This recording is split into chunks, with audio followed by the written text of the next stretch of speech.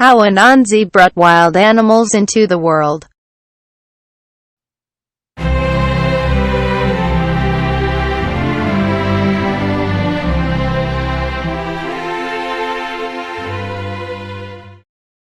Again there was a famine in the land.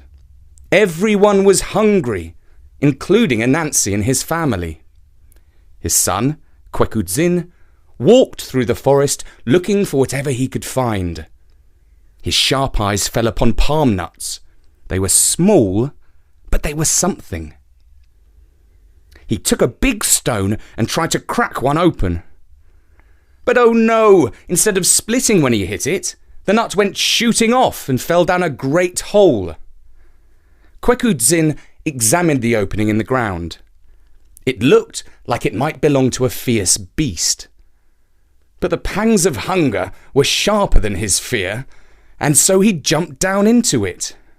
Wow, it was big. And it was deep. He landed at the bottom. A little bruised and a little shaken, he rose to his feet and adjusted his eyes. He had not been expecting this. The underground layer was lit by lanterns. In fact, it was not so much a layer as a town with streets and buildings. But it was empty. Or almost. On he wandered, calling out to ask if anyone was there.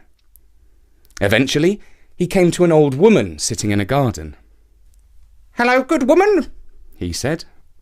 "I come from the land above, where there is nothing to eat. Have you anything down here to fill an empty stomach?" "Certainly, my boy," said the old woman.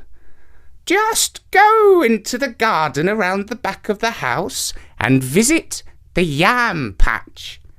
Listen carefully to what the yams say and ignore those that call out, 'Dig me up.' When you hear one that says, 'Don't dig me up,' do dig it up and bring it back to me." Yams, by the way, are a vegetable that looks a bit like a red-skinned potato and are sometimes called sweet potatoes. Kwekudzin was a well-mannered boy, and he listened carefully and did exactly as he was told. He went into the garden, where the yams were indeed very talkative. Most of them begged him to dig them up, and only one called out in a whiny voice, "Don't pick me up! I don't want to be picked up! I don't want it!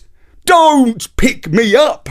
And that was the one he picked up and brought back to the old lady, who said, "Now peel the yam, throw away the inside, boil the skin in the pot, and then give it to me."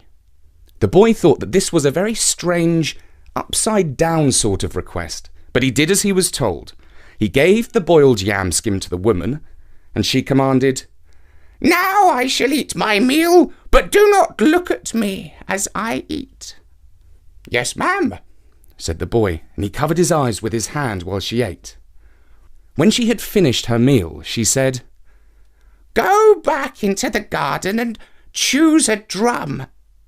But be sure not to take the one that says, 'Ding dong.' Instead, make sure you choose a drum that says, 'Dong ding.'" Again, the boy did exactly as he was told, and returned with a drum that said, "Dong ding." The old lady said, "Take this drum home. Any time you feel hungry, just beat it." The boy thanked the old lady and hurried back to his village. He placed the gift in the middle of his hut, with his hungry family all gathered round. Next, he beat the drum, and all sorts of wonderful food appeared. Kwekudzin was keen to share his good fortune with the whole village. He called everyone to the meeting place and beat the drum once more. Enough food for a feast appeared by magic. The hungry people ate their fill and sang the praises of Kwekudzin. Everyone rejoiced, except for one, and that was Anansi, who was jealous of his son's instant popularity. If I had a drum like that, I could be rich, he thought, and every day he badgered his son to tell him how he found it. Eventually, Kwekudzin was worn down by his persistent father, and he told him the story of the old lady who lived below the ground. He showed him the hole that he had fallen into, and Anansi jumped down into it. Just as his son had done before him, he wandered around calling out, "Is anyone here?" until he came upon an old woman sitting in a garden. Most unlike his son, he spoke rudely to her, saying, "What are you waiting for? I haven't got all day. Get me some food." The old lady took no offence. She said, "Just go into the garden behind the house and visit the yam patch. Listen carefully to what the yams say.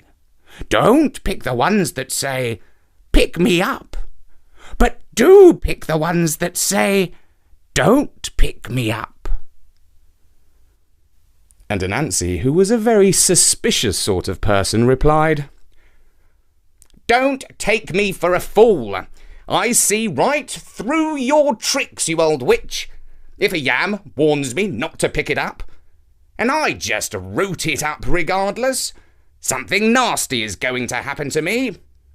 And since that was his line of thought, he went to the yam patch and seized one of the yams that were crying out to be taken. And he ignored the one that said, "Don't take me." He brought it back to the old lady, and just as with his son, she told him to boil the skin of the yam and throw away the centre. "What foolery!" declared Anansi, and he did the opposite of what he was told. When he boiled the centre, it turned into a stone, but he gave it to the old lady to eat anyway. "Please don't look at me while I eat," said the old lady. But the arrogant Anansi replied, "I would not want to miss seeing you eat that stone." And he sat and watched while she ate her strange meal. When she had swallowed the stone, the old lady said, "Now go back to the garden and fetch a drum, and be sure to choose the one that says dong ding, not ding dong." "Dong ding! What kind of a drum goes dong ding?" exclaimed Anansi, and he went to the garden and chose one that went ding dong. When he showed it to the old lady, she told him to take it to his village and beat it whenever he was hungry. "Now you're talking," said Anansi, and this time he did as he was told. He ran back to his village and called everyone to the meeting place. As his son had done before, he beat the drum. But this time no feast appeared. No food, not even a few crumbs. Instead, wild animals came out of the woods, the likes of which the villagers had never seen before. For the magic drum had only just called them into the world. There came lions, crocodiles, rhino, all colours of snakes, and scary, dangerous, fierce-looking animals. And all the villagers ran away as fast as they could, cursing Anansi for his tricks. As for Anansi, he climbed a tall tree to escape the beasts, and from there he looked down at the empty village and the magical drum, and he called the old woman every bad name under the sun.